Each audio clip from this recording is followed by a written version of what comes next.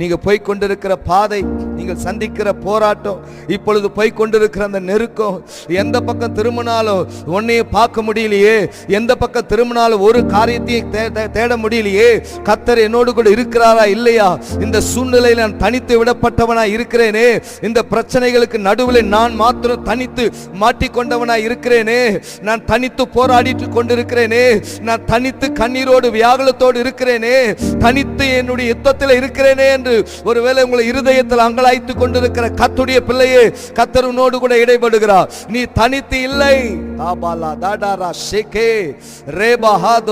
நீ தனித்து இல்லை, நீ தனித்து இல்லை. நான் உன்னோடு கூட இருக்கிறேன் என்று கர்த்தர் சொல்லுகிறார். நான் உன்னோடு கூட இருக்கிறேன் என்று கர்த்தர் சொல்லுகிறார். வானத்தையும் பூமியை படைத்த கர்த்தர் சொல்லுகிறார், நான் உன்னோடு கூட இருக்கிறேன்.